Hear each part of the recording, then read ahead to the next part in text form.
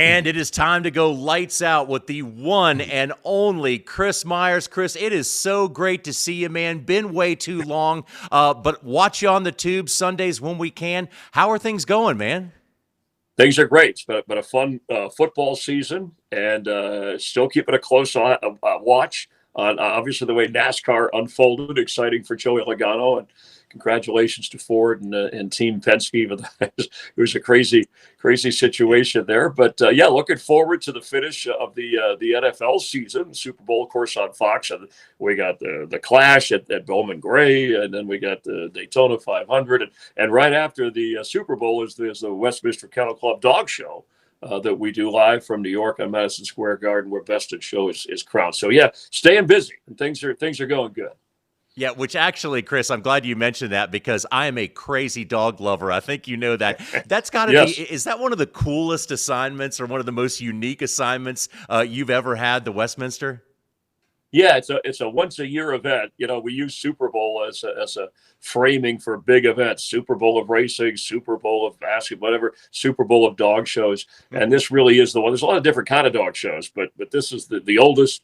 In fact, it's the oldest running competition in the U.S. after the Kentucky Derby for any kind of event like this, or sporting event, if you want to call it that. But I'm fascinated by the people and the time they spend. And then, of course, the dogs are the show. We really, we don't have to talk that much. They give me an analyst like they would with football or NASCAR or baseball, and then I let them talk about the specifics of it. But I just say what I see in a dog. Having grown up with a dog in the family, my wife's son do a lot with rescue animal dogs, spend a lot of time in that area. But obviously this is purebred and the, fitting the standard. There's some specific rules, but it's a really, and I'm trying to, we keep the cameras on for the time, but it's always in between what's going on. The dogs are doing their own thing with their owners or handlers, and that's really fascinating. And it is like a lot like the movie, the comedy Best in Show. There's a lot of similarities there. I try to keep it fun without offending anybody. But if you've seen that and like that, Often you'll like hard. the real show. Yeah. Yeah. Hey, so Chris, really exciting news for you, man. The book is out. I remember talking to Joe Gibbs once, and Joe Gibbs said he wanted to write a book, but he wanted to make sure he had something to say. Man, you sure as heck have something to say in this book. Tell us about how the idea came about and really how much fun and how gratifying it is to complete a project like this. Yeah, and I wanted, I thought I had experienced so many great sporting events. First of all, nothing brings people together like a great sporting event, whether it's the Daytona 500, the Super Bowl, whatever, World Series, communities, and I've covered them, and fans watch on TV, and they sit there and in the stands and support their teams or their drivers, and I wanted to share the experience from the inside out, what it's like to cover that in these situations, and then the unique situations that somehow I've been thrown in. In fact, I said if you took the movie Forrest Gump and the movie Almost Famous, which is about Cameron Crowe, who's a young rock and roll journalist, and you put them together in a sports mold, that's kind of what this book is about. Because I've been at a World Series and a Super Bowl, the broadcast network with Fox, Daytona 500, but then other moments.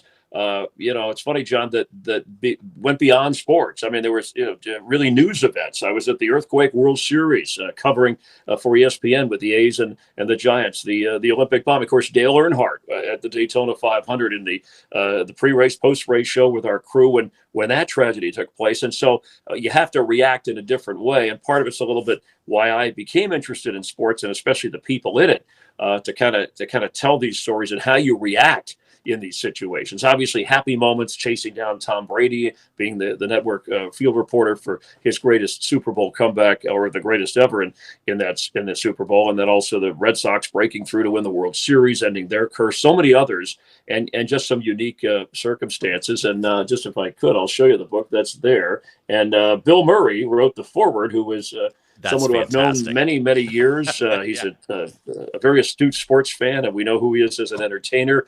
So he had a little fun in writing the foreword. So yeah, that was kind of my, I kept notes for a while, and somebody said, "Hey, we got a lot of stories to tell." I said, "Well, I don't want it to be about me. I've always been taught it's about the game is the thing. When you're interviewing somebody, it's their story. It's about them. So it is about sports and beyond sports, but through kind of my lens, which I hope people find it's all accurate. I hope they're along for the ride. It's emotional. Rick Hendrick wrote a nice thought on that for me in there. We talk about a lot of the highs and lows of people's lives in sports, some tragedy, some triumph, and some of the big names in sports. So I hope people enjoy it. Amazon, you can order it, or Barnes and Noble, or Target. It's at Target, Walmart stores, things like that. But it was fun to do, actually, because to kind of go back over, all of a sudden I'm like, wow, somebody said to me, you were there and you were there, and I was like, yeah, and I'm still there. So anyway, it's fun. Yeah, so Chris, you were part of a pretty iconic thing. I think that the height of Sports Center at ESPN was when you were part of it, when every local sportscaster like myself was watching you on ESPN. What was it like to be a part of that energy when Sports Center was at that period, like it was, when it was just so much, it was just all about the games, and it was all about delivering it in a way that we were all watching? Yeah, and I was one of those local sportscasters too, John, before I got the chance as a West Coast reporter, and then got to do Sports Center and work with people like Mike Tirico and Linda Cohn, Chris Berman, Bob Lee, back in what I call it was through the 90s, what I call the golden age of Sports Center, simply because, of course, they expanded, it became a lot bigger, but they were the only game in town. And that's why I think as local sportscasters, other than the networks who were on just covering CBS, or Fox had even come around till 94, your sports were limited. This was 24 hours all the time. Some people said, "Oh, it'll never make it." Well, it was very successful, obviously. So yes, it was an honor to get in. It was a lot of hard work. There was a lot of competition, a lot of talented people, and we felt like we were building something at the time. We were part of something special, and we had at that time creative freedom. You wrote your own material. You certainly had guidelines in sports, but it was a little loose in that, hey, we're kind of the new guys, and we're the only game in town, and I talk about that quite a bit in the book, and everything from whether it's catchphrases or certain other events that happened in and around ESPN, but grateful for a lot of people too behind the scenes, as you know, that it always takes to kind of put on a show.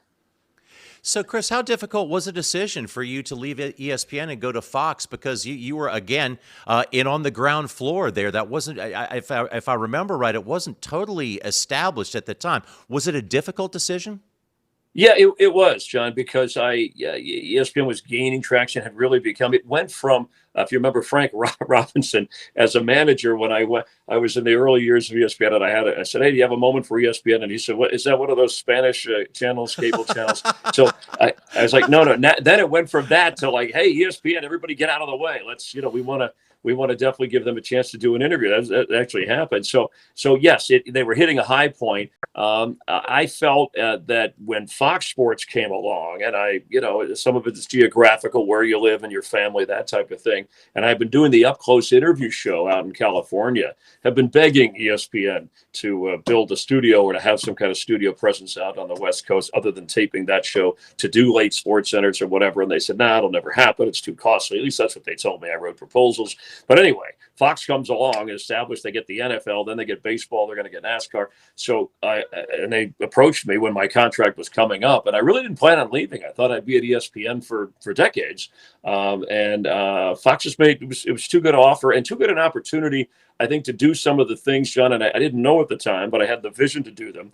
And Fox was going to at least give me the opportunity to be in line to do them, and that's to be on the network broadcast of the Super Bowl with, Troy Aikman, Joe Buck, and Aaron Andrews or Pam Oliver, depending upon the years. And I did that quite a few, from, being the guy. I interviewed Brady, as I said, Mahomes, when he won his first Super Bowl with Andy Reid and the Chiefs, to have those moments. There were some other, to be covering a World Series on the network broadcast for a series of years. I mentioned the Red Sox, also when the Phillies broke through, when the White Sox won theirs, when the Cardinals, won the World Series. So those were, you could cover those in other ways with other networks, but there's only one that gets to broadcast the game as the network, and the Daytona 500, of course, is being a part of that now, having a full-time run at that with Fox once they reestablished the rights to that. So that, that was kind of like a bit of a gamble. I mean, because again, Fox, the network, eventually you had FS1, and that was established to have a 24-hour sports channel, sports network on the cable side.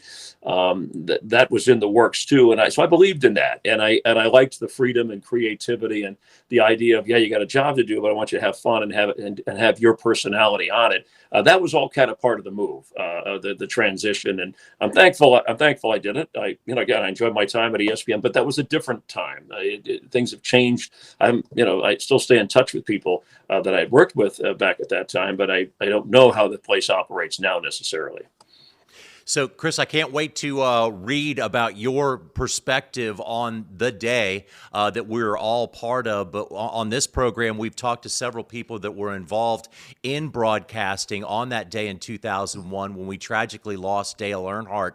I remember we were sitting in our little studio in Charlotte, and we had you and Jeff Hammond up on it wasn't being broadcast, it was on the satellite backhaul, but we were watching you guys as we all learned that this icon in sports was now lost, and that we were really looking at one of the biggest tragedies in professional sports. What was your take about that day? What do you take away from that?